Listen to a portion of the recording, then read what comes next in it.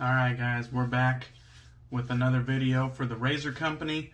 I'm DK or Derek, whatever you'd like to call me. Today I'm going to be doing how I bowl lather. So we're going to try to make this quick. We're going to be using a couple items that you can find from the Razor Company, starting with a shaving bowl. Yes, a shaving bowl. I am primarily a bowl latherer. You can see this Captain's Choice bowl here has ridges like this that help create a lather by giving a little bit of texture on the surface of the bowl in order to help whip up some nice healthy lather. Not that ridges are needed, but they are helpful. This Captain's Choice bowl here is pretty beautiful, sits in the palm very nicely. A lot of people kind of take that little wheel right there, they'll put their thumb just right up against it, and that kind of creates it rock sturdy. As well as, if you look, it kind of has a little lip on top, and the hand just fits like right on that lip, just kind of perfectly. It's a really nice shaving bowl that I've used for a long time. So you can pick that up at the Razor Company on their website. No problem. It's a good bowl. I've had it for a long time. Just take care of it and respect it. Shouldn't have any problems there. Alright. Just for example purposes, we're going to be using Stirling Soap Company Mountain Man. This is a beautiful scent based on a high-end cologne. And it's beautiful. I've put in some work on this tub. So what we're going to be doing, we're going to take the cap off here. I have my trusty ice cream sample spoon that I got from the local ice cream shop. And I'm just going to kind of take that across there multiple times, get a nice little bit of soap on here. For example purposes, I usually get, maybe a little bit less than that, but that's what we're gonna do for today. So you can see we just got about that much. We got our bowl here. A lot of people would stop right there, squish it right in the middle, and start lathering. One technique that I use and I've found best works for me is I find that instead of working at one pile of soap, what I do is I try to spread it out as far out as I can get it to create a thin but widely, spread soap layer. And my kind of reasoning and thought process behind this is that the more like thinly spread out it is, the quicker that it'll incorporate into your lather. Because when you have that one mountain of soap right in the middle, and as you dwindle it down, at some point you're going to start making that proto lather, where it's like you could tell your lather is working up, it's almost there, but it's not quite to perfection. Well, you might start developing that proto lather before you even reach the bottom of that mountain of soap. So what I do is I try to spread it thinly throughout the whole bottom, and that way it's just a thin layer on the bottom and it can get incorporated into your lather quicker. Alright, so I'm just going to be using a simple synthetic brush right here. Synthetic fiber is basically, instead of having it be natural hair like a horsehair brush, a boar brush, or a badger brush, this one is synthetic fibers, in case you have a vegan lifestyle or you just want the ease of use that comes with the synthetic brush. Synthetics are a great option for someone that wants a little bit lower maintenance. You could just throw them in, dip them in the water. You don't need to soak them beforehand. And cleanup is really a breeze. You don't got to worry about the tips snapping and stuff like that if you don't care for natural hair brushes. These right here, really low maintenance.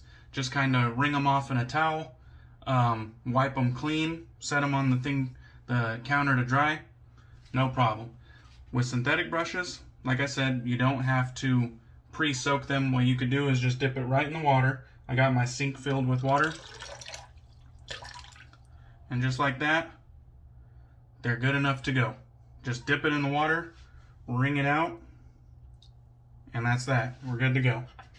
So we'll take our Captain's Choice bowl here and just get started. Now what I kind of do first is, instead of really bearing down right away and splaying and kind of doing this action, I just kind of start off really lightly, just the tips, kind of getting the top layer of the soap wet, you know what I mean?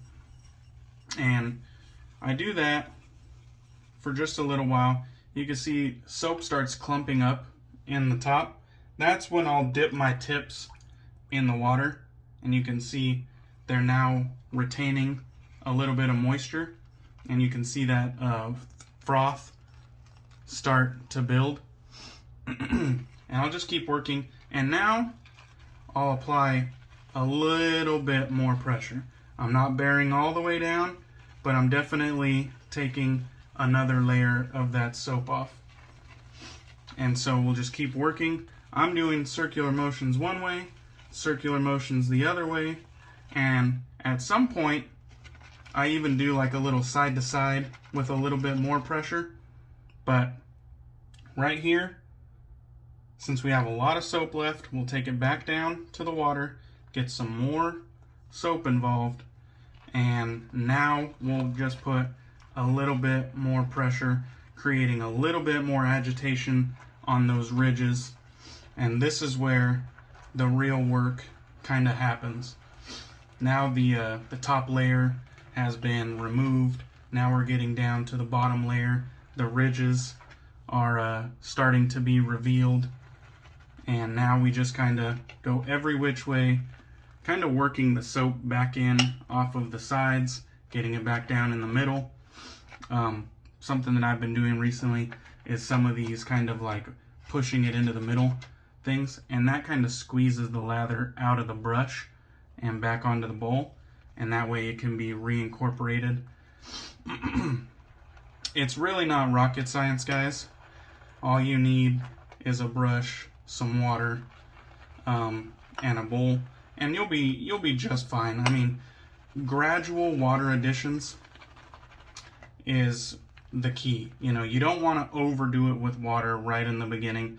Gradually adding water to get that consistency that works best for you, that's gonna be the ticket. So there's no rush. Something like this, it's not gonna take a long time. Obviously, you know, me talking you through it might seem like, well, that process took forever, but really, it doesn't take a long time, and you can create the lather that works for you. Some people like it a little bit more wet than this. Some people would say that's spot on. Some people like it a little bit more drier than this. And really, whatever works for you is gonna work. You know what I mean? As long as you're getting a good shave, then your lather obviously did its job. So this right here, I whipped up plenty of good looking creamy lather. One thing you want to keep your eye on, what I look for, if it kind of creates those nice creamy soft peaks, and then a nice kind of shine to the lather, a little bit of luster. A lot of people call it a sheen on the lather. That just means that the lather's hydrated, you've put plenty of moisture in it, and that's a good indicator that you're probably good to go. So I hope this quick and easy bowl lathering tutorial was helpful for you.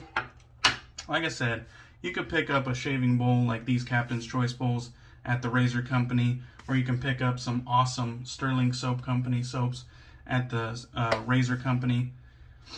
Any of these things are going to work perfectly for you. Just take those easy tips that I described, and you'll be well on your way to having a good shave. So thank you guys for joining me. Like I said, I'm DK. I have a YouTube channel. It's called DK Damn Fine Shave. I'd appreciate it if you guys stop by. Got plenty of wet shaving, fragrance, and beard stuff going on there. Thank you guys for joining me. Check out the Razor Company, and I'll catch you on the next one.